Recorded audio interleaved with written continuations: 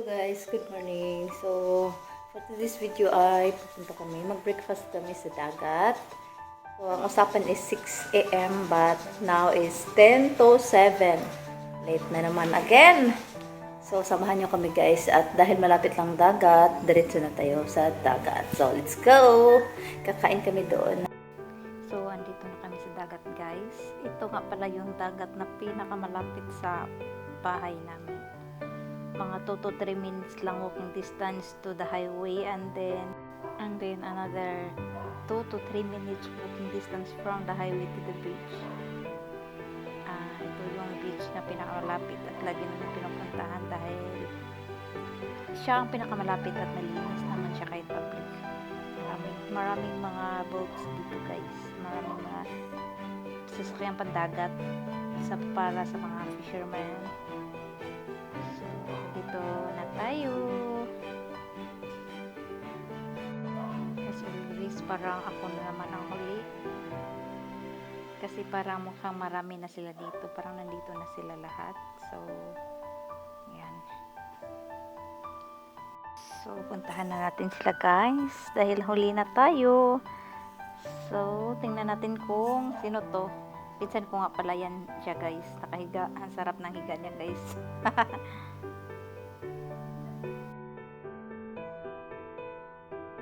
So, ayan na guys. Mukhang everybody's ready na. So, at dahil kain nga ang pinuntahan ko dito, so kain na agad. O, diba? Sarap ng ulam namin guys. Pagdating dito, hindi talaga ako napapag-awan nito. Kain agad. O, diba? Ganito kami dito sa probinsya guys. Ang sarap ng kain namin pag dito sa dagat, lalo na magkakasama kaming mga kapitbahay at mga pinsan. O, diba guys? Ang dami namin yan guys, hindi lang kami lang. So, marami kami yan. O, diba? Mga kasamahan namin yan lahat. Nagkawalay-walay pati doon. Nagkawalay-walay lang kami sa lugar kasi naghahanap kami ng masisilungan kay painit na ng painit. At dahil medyo marami kami, so may isang sako pa guys. Parang bigas lang sinako. Ganito lang kami dito sa probinsya guys. Dagat ang tinatakbuhan pag walang ulam, pero ang sarap na nakain namin yan guys. Sobrang saya na namin nito at magkakasama pa kami. Pagdating dito guys, hindi rin talaga ako nagpapaawat dahil sobrang sarap na sarap ang kain ko dito guys. Kita nyo naman, diba? Oo, parang ako yata ang laki ng kain dito, pero hindi. Ako ang pinakamaliit. Ako ang hindi tumaba. Alam niyo ba guys, na minsan akong tinatawag ng asawa ko na carnival kay kinakain ko daw ito kahit buhay pa, pero hindi naman talaga yata yan sila buhay pa, diba?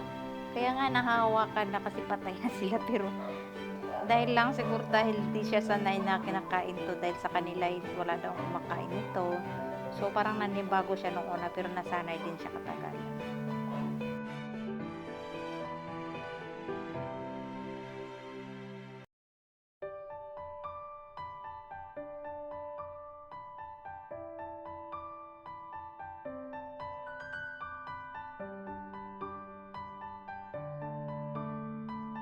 Yan yung laman niya guys, sa mga di nakakaalam at hindi familiar nito, at lalo na sa mga di kumakain nito, pasensya na po, pero ang sarap talaga nito para sa amin dito sa probinsya. Yan yung laman niya guys. So, kita nyo naman kung paano kami nasisiyahan kumakain ito. As in, sarap na sarap kami kung ano-ano na itsura, forma namin. Saya namin kumakain magkakasama-kasama sa dagat guys.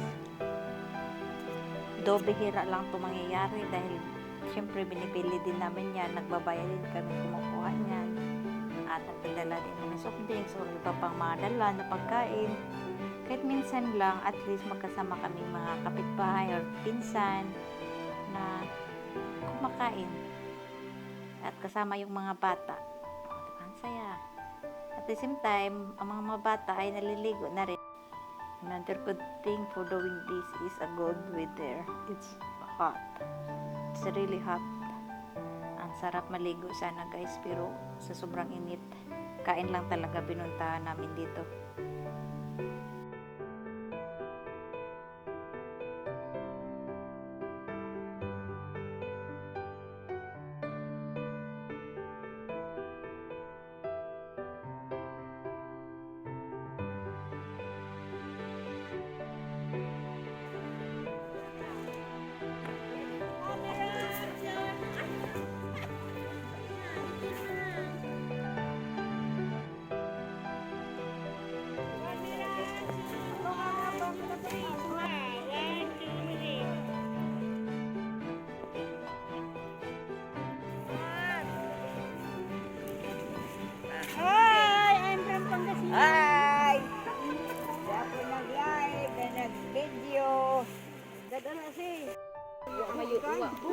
Sud.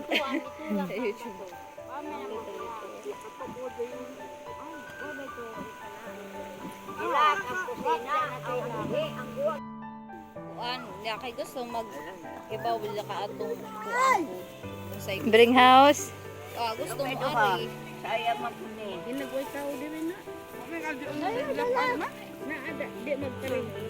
Bukan kaso. Sabi sa anak na to, te.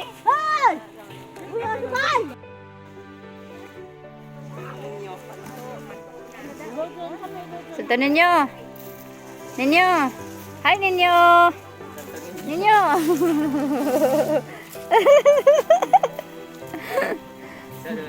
Ninya. Baby Ninya. Ninya. Hi. Hi, sa.